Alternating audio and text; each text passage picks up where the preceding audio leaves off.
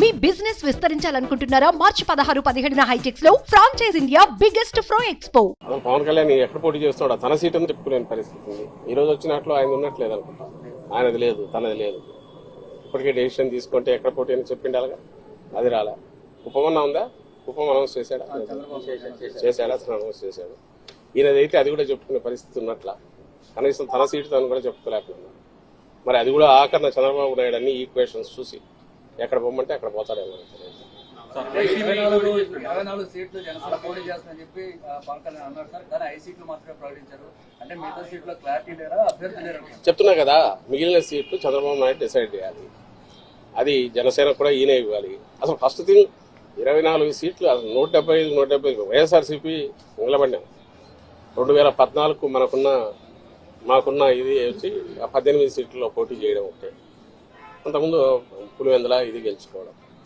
అలాంటిది 2014లో ఎన్నికలకు మొత్తంగా ప్రిపేర్ అయ్యాం. అంతకుముందు స్థానిక సంస్థలు కానీ, అంటే రాజకీయ పార్టీ విశ్వసనీయత కలిగిన నాయకుడు ఉంటే ఆ పార్టీ స్ట్రక్చరు 175 కాన్స్టిట్యున్సీలు 175 పెట్టాము. తెలంగాణలో కూడా ఎక్కడైతే మేము వద్దనుకున్న చోట కూడా కొన్ని చోట్ల పెట్టాము. 6% ఓట్స్ అర్హత తెచ్చుకున్నాం పోటీ. ఇందులో ఒక పార్టీ ఎట్లుండాలి రాజకీయ పార్టీ అనేది జగన్మోహన్ రెడ్డి గారు చూపిస్తే, ఒక అవుట్ఫిట్ ఏదో పెట్టుకుని ఇది రాజకీయ పార్టీ అని చెప్తున్నది ఏదైతే జనసేన అంటున్నారు. ఇంత దరిద్రంగా ఇట్లా కూడా ఉంటారా అనేది చూడాలంటే ఆయన్ని పవన్ కళ్యాణ్ గారిని చూస్తే కనపడుతుంది. అందుకోసమే మీరు గమనిస్తే పార్టీ స్ట్రక్చరు ఏర్పాటు చేసుకోవడానికి కానీ, 175 నియోజకవర్గాల్లో ఒక ఇన్ఛార్జిని పెట్టుకునే ప్రయత్నం కానీ, అలాగే పార్టీ తరఫున కింద కమిటీలు వేయడం కానీ ఎందుకు చేయలేదంటే రేపు డిమాండ్ పెరుగుతుంది, చంద్రబాబు నాయుడుకి ఇబ్బంది కలుగుతుందని. జస్ట్ ఊరికే పార్టీ పేరు, గాజు గ్లాస్ గుర్తు ఈ రెండు పెట్టుకున్నాడు. అండ్ నేను ఇంతకుముందు అన్నట్టు 100% ఓన్డ్ సబ్సిడరీ కింద చంద్రబాబు నాయుడు అందరిని డిసైడ్ చేస్తాడు. ఇక్కడ విమర్శలను అక్కడ తీసుకెళ్లొచ్చు. అది ఇంకా ఆలోచించుకోవాల్సింది. ఈయన మీద హోప్ పెట్టుకుని పవన్ కళ్యాణ్ మీద ఇన్నాళ్ళు కలలు గంటూ వచ్చిన వాళ్ళు ఎవరైనా ఉంటే వాళ్ళు ఆలోచించుకోవాలి. వాళ్ళ పరిస్థితి ఏంటి, వాళ్ళకి ఆఖరికి ఏమి ఇది అవుతుంది అనేది వాళ్ళు ఆలోచించుకోవాలా. ఇప్పటికైనా రియలైజ్ కావాలా. అంటే ఇలాంటి చంద్రబాబు నాయుడుకు లేకపోవడం, 175 స్థానాల్లో ఇన్నాళ్ళు అధికారంలో ఉన్న తెలుగుదేశం పార్టీ 175 స్థానాలకు అభ్యర్థులను డిక్లేర్ చేయలేకపోవడం,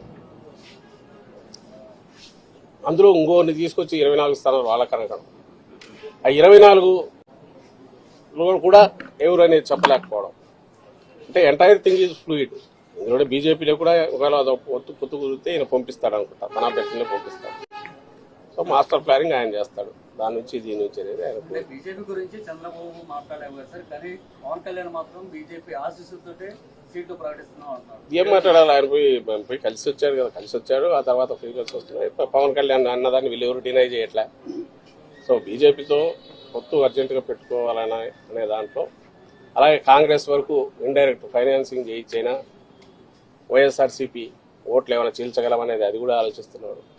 ఓవర్వెల్మింగ్ గా వైఎస్ఆర్ కాంగ్రెస్ పార్టీకి జగన్మోహన్ రెడ్డి గారికి ఉన్న పర్సెంటేజ్ ఆ పాజిటివ్ ఇది అయితే కనుపుతుందో దాంట్లో ఏమాత్రం చిన్నది డెంటిన్ చేయాలన్నా వీలవుతుందేమో అని అన్ని రకాలుగా ఆయన ప్రయత్నం చేస్తున్నారు. ఇందులో పాజిటివ్ అజెండా కానీ, రాష్ట్రానికి ఇది చేయగలను కానీ, లేకపోతే రాష్ట్రానికి 14-19 మధ్య ఇది చేశానని చెప్పుకోగలిగిన ఇది కూడా ఏది లేకపోవడం ఆయన దౌర్భాగ్యం. అలాంటి ఎత్తిపోయిన కేసుకు సబ్సిడరీ కింద పోవడం ఈయన బలహీనత, ఈయన దారిద్ర్యం ఇది కనపడుతుంది దాంట్లో.